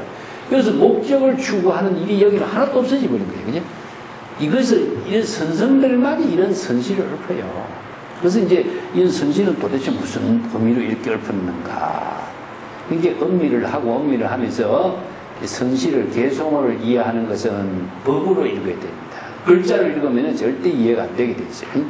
그래서 원호 국건선사가 자, 이 개성어를 찍네요. 천척사륜 직하수, 일파자동 만파수, 야정수한 어불식, 만선공기 월명기.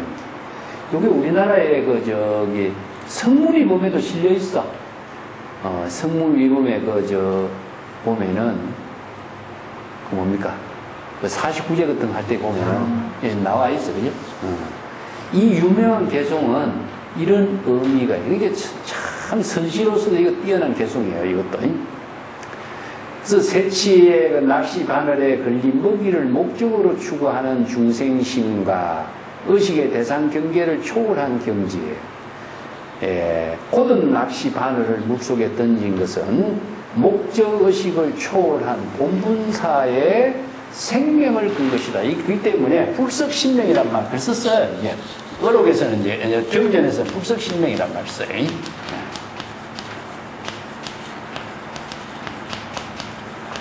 자, 구도라고 하는 것은 도를 이루는 지혜로운 삶을 이루는 것은 자신의 몸과 목숨을 대상으로 두고 있으면 구도가 이루어지지 않아요. 그래서 목적을 추구하면 안 돼. 그래서 수행을 통해서 깨달음을 이룬다 하는 목적을 제시하고 있으면 구도가 이루어지지 않는 거예요. 그래서 이제 수행과 깨달음은 뿌리의 경지. 자, 뿌리의 경지는 무엇이냐? 지금 여기 자기의 본분사의 삶에서 이루어지고 있다. 그래서 그런 삶을 이루는 구도자를 찾는 것이 바로 정법의 안목을 부족한 제자에게 정법하는 그 스승의 입장이다 하는 것을 여기서 쓰라고 있습니다. 그 선자 덕성하고 이거 협산의 그 대화는 굉장히 유명하니까 요 개송들은 같이 이해를 하는 게 좋습니다. 그 다음에 그 조주선사가 조주에는 석교가 있다, 통나무 외나무 다리가 있다 하는 부분인데 조주의 돌다리 이야기가 조주록에 자주 등장해요. 예를 들면 13쪽에 한번 봅시다. 새로 찾아온 수행자에게 어디서 왔는가 하니까 남방에서 왔습니다. 조주의 관문이 있다는 것을 아는가? 조주의 관문을 건너지 못하는 자가 있다는 것을 아셔야 합니다. 소금을 안 거래하는 놈이로구나. 그리고 나서 조주의 관문은 통과하기가 어렵다. 그러니까 어떤 스님이 무엇이 조주의 관문입니까? 하니까 돌다리라고 해놨어요. 그래서 조주관이라고 그래요. 이걸 조주관. 조주관, 운문관. 이런 관이라고 하는 것은요, 중국 스님들은 황룡관, 관이란 말, 이제 선생들이 자신의 법문을 하나의 관이라고 제시해요. 그래서 관은 관문인데, 조주는 돌다리를 조주관, 이렇게 하는데, 조주관의 특징이 무엇이냐면, 평상의 언어로 설법하는 게 조주관이에요. 이게 조주의 돌다리는 누구나 왕래를 하죠, 그죠? 차별, 분별이 없이 모든 사람들이 일상생활하는 곳이 무엇이냐? 돌다리를 건너가는 일이다. 이게 조주관이고, 운문의 설법을 운문관. 또 황룡의 그 세 가지 관문을 제시해요. 그래서 이제 이게 독자적인 방편의 법문을 가지고 자신의 그 뭐라 그럴까 가장 잘 쓰는 하나의 방편의 법문을 관으로 제시해. 그래서 이제 이걸 나는 이 방편 평상심이 도다 하는 관문에 빗장을 지르거든요. 빗장을 지르다 이런 말 써요. 관이라는 것은 빗장을 지르다는 뜻이거든요. 그래서 문에다가 빗장을 질러버리는 거예요. 그래서 어떤 사람이 또 이 문을 여러분 스스로 직접 열고 빗장을 질러 열어야만이 나의 깨달음의 세계에 들어온다 이겁니다. 그래서 문을 들어온다는 것은 조주의 깨달음의 세계와 불의의 경지를 이룬다. 문문의 깨달음의 세계와 하나의 경지를 이룬다 하는 것을 말해요. 그래서 문을 통과해라 이런 말입니다. 조주의 돌다리를 건너야만이 조주성에 들어온다 이런 말이죠. 그 때문에 조주의 세계에 동참하고자 하는 사람은 이 조주 돌다리를 건너와라. 조주의 법문을 깨달아라 이런 표현들로 사용하고 있습니다. 자, 그 밑에 13단 원문 봅시다. 조주의 록에는 그 수행성은 조주선사 지시 법문에 깨달음을 체득했다고 했는데 선자 덕성선사가 대나무에 걸린 달린이라고 하던데 이거 걸린이 낫겠다 그죠? 대나무에 걸린 낚싯줄은 그대가 마음대로 가지고 놀지만은 맑은 물을 더럽히지 않는 나의 뜻은 독자적인 방편의 수단이 나는 있다. 자, 이 한마디 개성은 우리가 그 장대 끝에 있는 낚싯줄은 물고기가 갖고 노는 일이라. 이 한마디 법문은 그대들이 법문을 어떻게 수용할 것인가는 그대 자신에 맡기지만은 내가 제시하고 있는 뜻은 무엇이냐? 중생 차별심으로 내 법문을 수용하지 말라. 정법으로 내 제시한 법문을 깨달아서 정법으로 깨달아서 수용할 수 있도록 바란다. 이게 뭐냐면은 이심전심으로 자신의 원래 면목의 지혜를 제자들에게 전하는 그런 의미가 담겨 있는 거죠. 먹이를 추구하는 수행은 평생 뭡니까? 정법의 안목을 부족하지 못하게 돼 있어요. 대상 경계를 추구하고 있는 수행자는 정법의 안목을 이루지 못하기 때문에 정법을 전할 수가 없어. 나는 그런 사람을 찾지 않는다. 대상 경계를 초월해서 독자적인 지혜를 실행할 수 있는 능력을 갖춘 수행자에게 나는 정법을 제시하고자 한다. 그런 의미죠. 그래서 장자의 그 인공자의 그 큰 고기, 잡는 이야기는 요거 우리가 몇 번 이야기했죠. 그죠? 자, 14페이지 나옵니다. 인공자가 큰 고기를 잡는 그 장자의 이야기를 하는데, 그래서 이제 큰 용을 낚으려고 하니까 두꺼비가 낚였다든가 이런 말을 쓰는 이야기죠. 여기서 장자에도 이 스케일이 커요. 보면은 장자의 스케일이 무엇이냐면 자연이라고 하는 것을 배경으로 하고 있어요. 자연이라는 것은 우주, 천지, 만물, 하나가 된 경지의 세계를 대상으로 자연의 세계를 제시하고 있기 때문에 스케일이 큰 거죠. 그죠? 붕새라든가 이런 것도 말해. 하늘을, 천지를 나는 새를 붕새라 그러지, 참새같이 적은 새를 갖고 이야기 안 해. 그것이 장자가 추구하는 세계는 무엇이냐면은 자연은 천지가 하나로 조화를 이룬 세계를 자연이라고 하는 거예요. 그런 그 스케일이 있는데, 그런 그 노장자의 사상을 선생들은 이제 선의 경지로서 이것을 조금 바꾸어가지고 응용해서 설법을 하고 있습니다. 개성을 봅시다. 죽파영교 세바루하라. 죽을 다 먹었다고 하니 바루를 씻으라고 조주선사는 설했네. 자, 천동경지선사의 개송은 이 본칙에 대해서 이제 조주선사의 입장을 개송으로 쭉 정리하고 또 수행자들에게 자신의 독자적인 안목으로 법문을 함께 설하고 있는 부분이죠.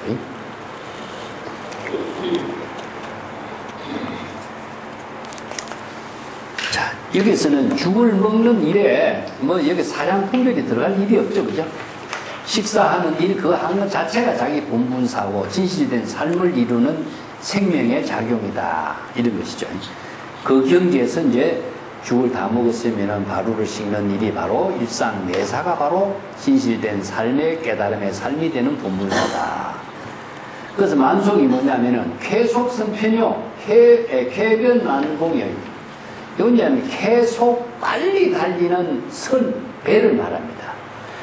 아주 빨리 달리는 배를 만나기는 쉽지 않다. 이게 뭐죠? 바로 일성의 깨달음을 곧바로 깨달아 체득할 수 있도록 제시할 수 있는 선성은 참 만나기 어렵다 이 말이죠. 이 배라든가 하는 것은 방편을 이야기합니다. 방편. 배는 방편인데 이런 방편을 바르게 제시하고 빨리 깨달음을 이루게 하는 방편을 제시해 줄 수 있는 이런 선지식을 만나기란 지극히 어렵다 이거죠. 예. 그래서 이제 돌다리도 나왔지만은 우리가 성이라고 하는 말이 있어요. 성은 뭡니까? 배입니다. 이거지.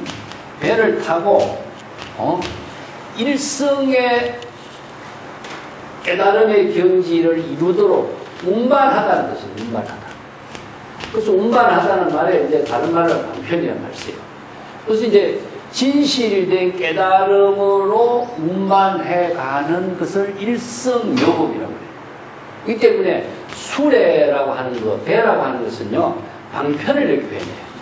그래서 이제 일성의 부처의 깨달음의 경지로 운반해가는 것이 뭐냐? 바로 경전을 읽음과 동시에 같이 운반이 돼버리는 거죠. 그래서 이제 간하와 간경은 그것이 바로 운반해가는 법문이래요. 예, 그래서 우리가 방편을 수행한다라고 하는 것은 방편을 수행함과 동시에 자신이 바로 깨달음의 세계로 함께 동행을 하게 되는 것이 돼요. 이것이 수행과 깨달음이 따로 있는 것이 될 수가 없어요. 이 때문에 수레의 의미를 여기에다가 운반하다, 여기 배에다가 비유해서 쓰는 겁니다. 그렇기 때문에 이런 배를 계속 빨리 번호 변성, 일심의 깨달음을 바르게 제시해 줄 수 있는 훌륭한 선식, 그런 지도자를 만난다는 것은 지극히 어려운 일인데 그 수행자는 바로 조주선사 같은 훌륭한 선지식을 만나서 깨달음을 이루게 됐다. 이런 개송이죠. 활련신지 자상부로다. 활련은 것은 이제 막혀있던 것이 확 뚫린 것을 활련이라고 합니다. 온 천지가 그대로 확 열려버린 상태.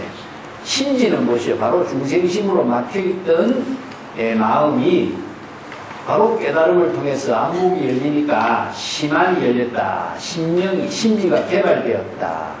마음의 지혜의 문이 활짝 열려버렸다. 그래서 정법의 안목이 열린 겁니다. 그래서 이제 무지무명에 가려져 있다가 조주선사의 이 법문을 통해서 심지가 열려서 바로 정법의 안목이 열리게 됐다. 그렇게 심지가 열려서 사상고요. 서로가 조주선사와 그 수행성은 이심전심으로 서로 개합하게. 상부라고 하는 것은 서로 부합되다, 개합됐다. 그래서 이심전심으로 정법의 안목을 구족해서 이심전심의 정법이 이루어지게 됐다. 이런 의미죠. 비단 그 일이요. 그것은 바로 오늘의 일이 아니라 일상의 매사의 일이다. 꼭 오늘 하루만 이루어지는 것이 아니라 일상 매사 언제 어디서라도 수행성의 생활, 깨달음의 생활이 매일매일 행주자와 동경하는 가운데서 이루어지는 삶이다. 자, 그것이 이루어지는데도 오늘 그것을 깨달았다라고 하는 것은 지금까지 그러한 사실을 자각하지 못했다 하지만 오늘 안목이 열리게 됐다 하는 부분이죠. 자, 16쪽에 넘어갑시다. 이금 참포 총림계이여 지금 천하 총림에서 참선 수행을 하는 많은 사람들이요. 참포라는 것은 참선 수행으로 해서 많은 배가 불러졌다 하는 것인데 참선 수행을 오래 해서 깨달음의 지혜의 밥을, 깨달음의 열반의 밥을, 열반의 법식을 많이 먹어서 배가 부른 입장을 이렇게 표현해요. 그 열반 선열식을 많이 먹어서 열반에 범락의 음식을 많이 먹어서 배가 부른 참선 수행자 이런 표현들이죠. 예, 그래서 법피선열식이라고 그래요. 화엄경이라든가 유마경 가운데서도 이제 법피선열식이란 말을 자주 씁니다. 참선이라는 것은 바로 깨달음을 이루는 삶이기 때문에 깨달음을 이루는 그 음식 위에 바로 배부르게 이루어지는 생활이 오래된 것을 말하죠. 예. 우리가 종명육 12칙에도 보면 지장종전 선사의 법문에서 나오지. 참포 명지 무소고요. 참선 수행에서 배가 부르고 밝은 지혜가 갖춰졌으니까 자아의식과 대상 경계를 통해서 얻을 것이 하나도 없다는 사실을 무소구의 경지를 알게 됐다. 이런 말을 쓰죠. 예, 열반 법식에 항상 포만감을 가지고 있다. 이런 말들도 쓰고, 그래서 참선 수행하는 것 자체가 열반 경지의 법열의 음식으로 배가 부른 상태가 되는 걸 말합니다. 그래서 만송은 옛날처럼 죽을 먹었으면 바로 씻으라. 이것은 지극히 지금이나 옛날이나 당연한 일이 아니냐. 일상생활 속에서 자신의 본분사의 삶을 사는 것 자체가 선의 생활인 것이다. 선의 생활이 깨달음의 생활이 따로 있는 것은 아니다. 옛날이나 지금이나 마찬가지다. 이런 뜻이죠. 차도하라 기간유오유무와. 여기서 이제 천동경지선사가 수행자들에게 이 법문에 대해서 수행자들에게 그대들은 이 참선 수행자가 조주선사를 만나서 한마디 대화를 통해서 깨달음을 이룬 것처럼 죽을 먹었는가 바루를 씻었는가 그렇게 말한 그 사이를 말합니다. 그 한마디 한마디 말하는 그 사이에 여러분들도 죽을 먹고 참선 바루를 씻는 그 사이에 여러분들은 이 참선 수행자처럼 깨달음을 체득한 일이 있느냐 이거죠. 자, 그것을 남의 타산지석으로 보지 마라. 여러분들이 죽을 먹고 바루를 씻는 그 사이사이에 조주선사의 법문을 통해 깨달음을 이룬 것처럼 여러분들도 깨달음을 체득해야 될 것이다. 일인전허의 만인전실이요. 자, 이어서 일인이라는 것은 이제 조주선사가 그 참선 수행자에게 깨달음을 이룬 것이 하나의 사례가 됐죠. 그죠? 사례가 되는데, 만인이 그 사례를 다 똑같이 깨달아 체득할 수 있도록 하는 이 기회로, 인연으로 삼아야 되리라. 이런 말인데, 여기서 이제, 한 사람이 거짓말하면 만 사람이 사실처럼 여긴다 하는 말은 고사가 있어요. 잠부론이라고 하는 고사가 나오는데, 이 고사를 차용 빌린 것이지만은, 여기에서는 조주선사의 법문의 깨달음을 이룬 것처럼, 여러분들도 그런 경지를 이루도록 해야 할 것이다. 이런 이제, 지시적인 법입니다. 근데 이제 일반적으로, 사람들은 분위기에 맞춰서 사는 것이 뭡니까? 남이 주장하는 말에서 그냥 따라서 사는 것을 말하는 거죠. 이런 것이 우리가 사용하고 있는 말이지만, 이런 중국의 옛날에 고사에 다 나오는 말을 참조했다고 볼 수가 있죠. 자, 평창으로 봅시다. 이 개송에 대한 평창. 천동경지선사의 개송은 사실은 굉장히 수행자에게 이런 일상생활의 깨달음을 이루는 법문을 지금 제시하고자 이 개송을 엎었다고 볼 수 있고, 평창해 봅시다. 영운선사가 복사꽃을 보고 도를 깨달아 위산선사에게 자신이 오도송을 지어 올렸습니다. 그래서 위산선사가 그 오도송을 보고 그대가 반연에 따라서 깨달음을 체득한 자는 영원히 퇴실하지 않으리라, 물러서지 않으리라. 이게 뭐냐면은, 이 반연이라는 것은 뭡니까? 정법의 안목으로 자신이 바로 번뇌망령을 깨달아 체득한 능력을 스스로 갖추었기 때문에 더 이상은 중생의 생사윤회에 타락하는 일이 없을 것이다. 이런 말이죠. 근데 현사선사가 이 말을 전해 듣고 지당하고 지당합니다. 그렇지만 모형은 아직 철저하지 못했다고 감히 보정하겠소. 이런 말을 해요. 자, 이 말을 가지고 이제, 영운선사의 깨달음을 비판했다. 현사라는 사람은요, 인재의 그 무의진인까지도 비판하는 그런 인물이죠. 그죠? 예. 그 여기서 철저하지 못했다고 감히 보정하겠소? 이런 말이에요. 자, 이 철저하지 못했다라고 하는 내용이 무엇인가 하는 뒤에 내가 좀 정리했어요. 그래서 영훈선사가 이 말을 전해 듣고 화상은 철저합니까? 이렇게 철저합니까? 철저했습니까? 이런 말이에요. 그래서 현사가 이와 같아야 비로소 합당하리라. 이런 구절이 여기 전등록에 나와요. 전등록에 나오는데 무슨 영훈선사의 깨달음을 우리가 견색명심이라 그래. 영훈선사는 누구 제자냐면 위산의 제자입니다.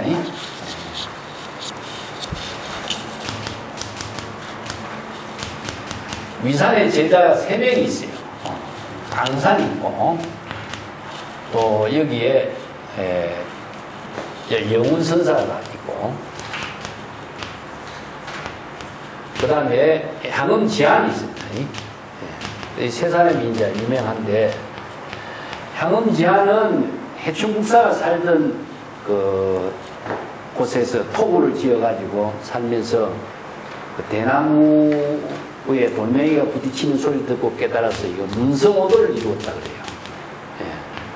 그래서 이제 소리를 듣고 깨달았다. 문성오도라. 그 영혼은 복사꽃을 보고 딱 했죠. 변색명심이다 그래. 예. 꽃을 보고 마음을 밝혔다. 명심이다. 그래서 이제 향음이 깨달음을 이루고 난 뒤에 암산에게 찾아가서 자신의 깨달음의 경지를 작년에 가난은 가난이 아니요 금년에 가난은 진짜 가난이다.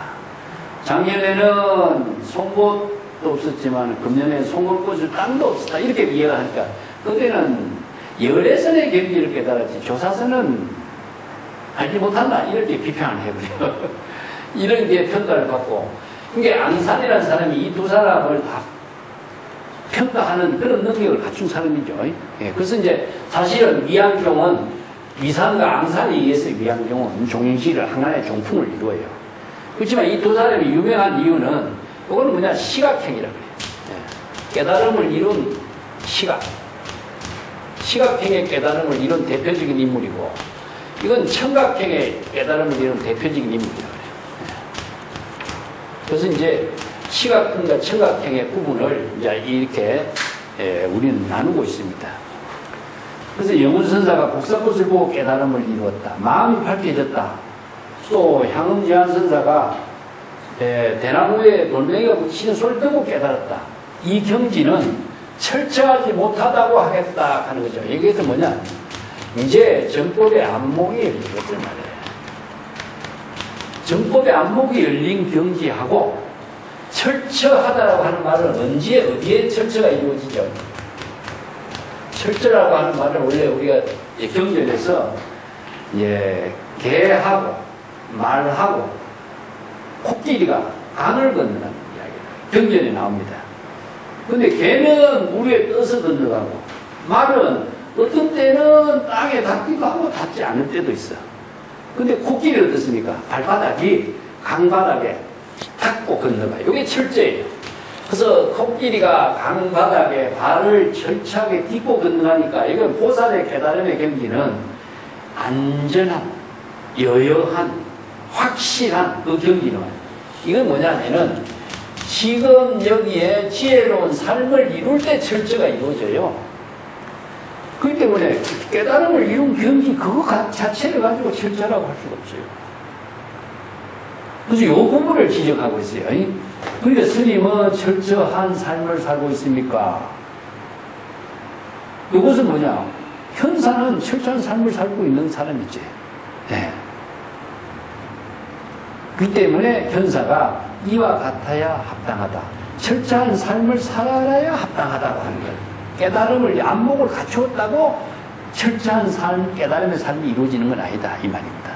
이 부분을 지적하고 있어요. 굉장히 중요한 구절이거든요. 예. 이와 같아야 철저. 이와 같다는 것은 여시거든요. 여시.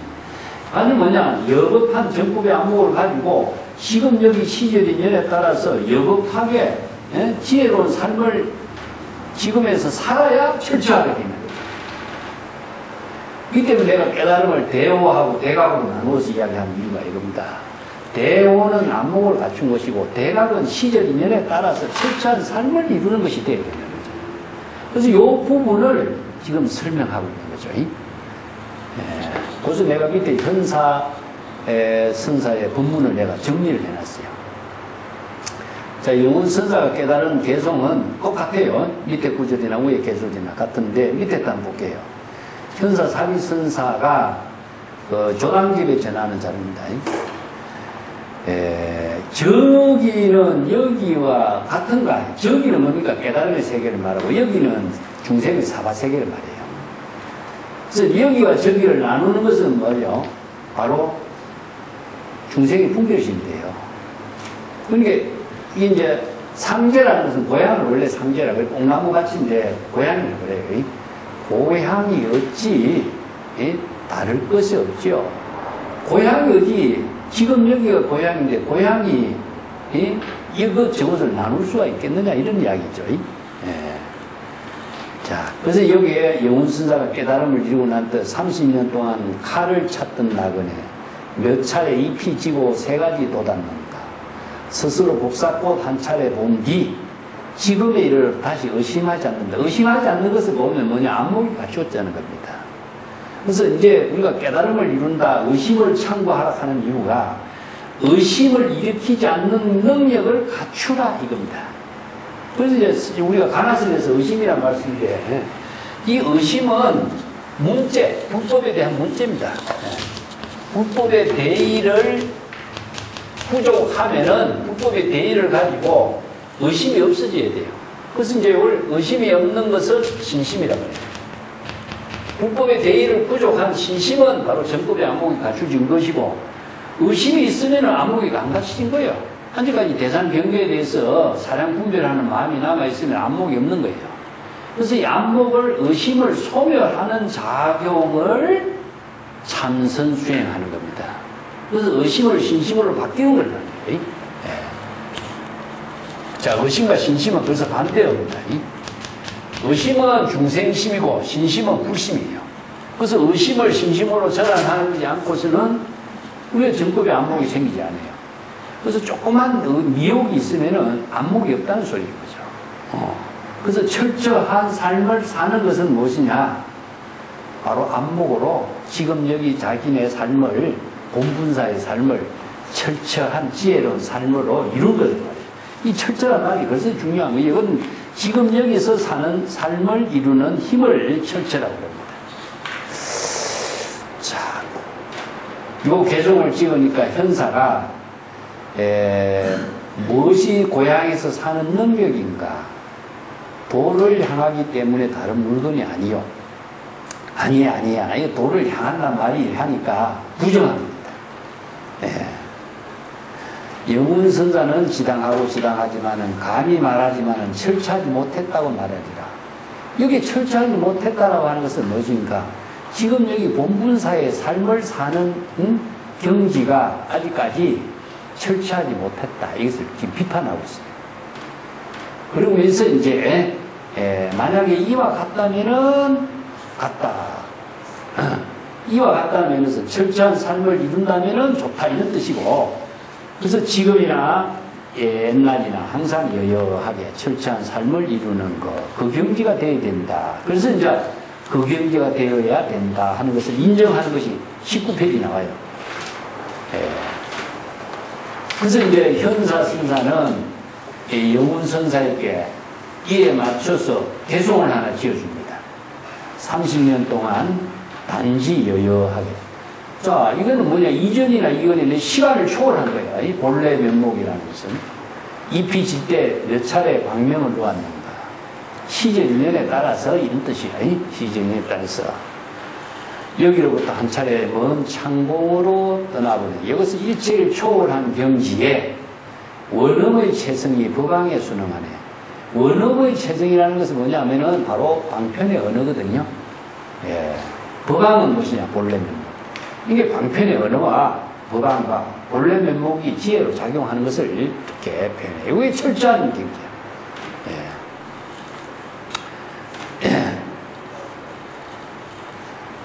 이런 내용들이 이제 현사의록하고 조당집에 이렇게 선생들과의 교류가 이루어진 것을 이렇게 전해요. 그래서 이제 선생들이 한 경지를 이루고 나서 그 경지를 선생들과 같이 다니면서 선문답을 나누고 탁마하면서 철저한 경지를 거듭거듭 이렇게 연마해 나간다고 할지 이걸 보임이라 그래, 보임. 왜냐하면은 많은 사람들에게 비판을 받지 않으면요 자기가 성장이 이루어지지 않아요. 그래서 임재가 가는 데마다 어떻습니까? 많은 사람들에게 비난과 욕설과 시기 질투와 몽둥이를 두드려 맞은 사람만이 한 경지에 좋은 삶을 이룰 수 있는 사람이 된다. 가는 데마다 그대가 아주 훌륭합니다, 대단합니다, 칭찬받는 사람들, 그런 인간이 어디에 쓸모가 있겠느냐? 그런 인간은 쓸모없는 인간이다. 가는 데마다 질타를 받아야 된다는 거죠. 그런 사람만이 성장하는 인물이 된다. 이런 지시를 그래서 해요. 자, 19쪽에 이제 원문 봅시다. 천동경지선사는 그 수행성이 깨달음을 체득하니 조주의 심지와 수행성의 심지, 이심전심이 서로 상응해서 개업되었다고 설했다. 저 수행성은 이제 막 처음 총림에 들어와서 크게 깨닫고 철저히 깨달아 철저한 깨달음의 삶을 이루었다고 할 수 있다. 오랫동안 참선 수행한 총림 성객들은 말해보라. 죽을 먹고 가루를 씻을 때 깨달음을 체득한 일이 있었는가 없었는가. 선문에서 이러한 문제를 제시해서 질문하는 것을 직문이라고 한다. 철저하게 추궁해서 질문하는 걸 말해요. 확인하면서 그대가 직접 확인해봐라. 그런 사실을 체득했는가 이런 말이죠. 설두선사가 말했습니다. 본래 미혹 깨달음도 본래 없다고 말하는 사람들이 수없이 많다. 상대와 같이 많다. 오직 영훈선사만은 작가라고 나는 인정할 수가 있다. 그래서 현사선사는 영훈선사는 아직 철저하지 못했다라고 했고 설두선사는 작가라고 인정을 했는데 서씨집의 6째 아들이 판자를 등에 지고 솔밭을 지나는 것과 같이 제각기 자기 앞에 한쪽만을 바라보는 것과 같다. 만송이 평가한 겁니다. 수행자 여러분 말해보라. 바루를 씻는 수행성은 깨달음을 체득했는가? 태평 시절은 본래 장군이 이룬 공이지만 장군은 태평 세월 누리는 것을 허락하지 않는다. 이게 만송의 법문이에요. 이 말은 우리가 전도 나왔지, 그지? 이 장군하고 이제 황제를 이야기하는 비유로 써요. 여기서 장군은 누구죠? 보살을 비유합니다. 이 보살. 그 뒤에 내가 그 부분을 좀 설명합니다. 뒤쪽에 넘어갑시다. 20쪽에 넘어갑시다.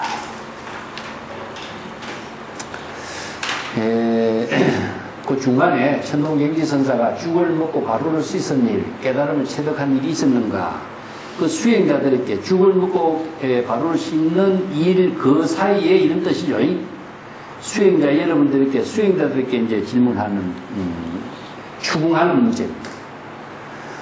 그래서 이제 장군은 미호 차별 분별심이 일어난 분뇌 망념의 난을 평정하는 이를 본분사로 설명을 하는 것이죠.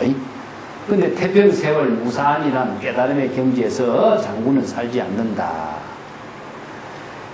이것은 무엇이냐면 보살은 항상 수행자로서의 원력행을 발심 수행자로 삶을 사는 사람이 보살이고 수행자지, 수행자가 깨달음의 세계 태평세월을 누리면서 놀고 있지 않는다 이 이야기입니다.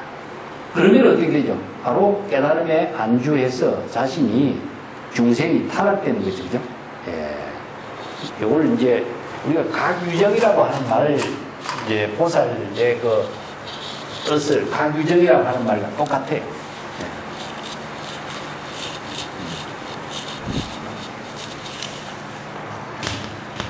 깨달음을 이룰 때는 부처예요. 부처죠. 중생은 것이 유정이죠. 중생의 때는 유정이다. 그래서 이걸 보살이라고 하는데 보디사트바, 이 산스크리트를 이제 보디는 깨달음이고 사트바는 유정이 중생이. 그래서 보디사트바 이렇게 해. 또 중생이. 그러면은 보살은 뭘 부족해야 되냐면은 발신 수행하는 자를 보살 수행자라 해요. 이게 보살 대성국에서는 이것을 보살성이라고 합니다. 보살성. 그래서 기신론 같은 데서는요, 이게 삼보를 이야기하지, 이게 보살성을 이야기하지, 비구성, 비구니성을 이야기하는 게 아닙니다. 삼보에서. 대성에서 삼보는 보살성입니다. 이 때문에 보살이 갖춰야 될 것이 뭐냐? 정법의 안목이 갖춰야 정법의 안목이 갖추어서 바로 깨달음을 이루어서 부처의 지혜를 이루는 삶을 이루는 것이 보살이 자 수행, 발심, 정말 이것이 바로 보살의 삶이 되는데 언제 이 삶을 이루냐 하면 중생심으로 떨어졌을 때거든요. 그래서 정법의 안목으로 자신이 중생심의 망념에 떨어졌을 때에 수행, 발심, 수행, 자각하는 이들, 이걸 이제 장군에다 해요. 장군은 뭡니까? 나를 평정하는 거예요. 이게 중생의 번뇌, 망념에 혼란이 일어난 나를 장군이 평정하는 것에 비유를 하는 거죠. 그런데 장군은 나를 평정하고 항상 이것을 본분사로서 사는 것이지 깨달음을 이룬 경지에 안주하는 삶을 사는 사람이 아니다. 이런 이야기죠. 이게 수행자의 삶이나 우리들의 시절인연의 본분사의 삶을 사는 것은 모두 있는 마찬가지다. 이걸 비유한 거죠.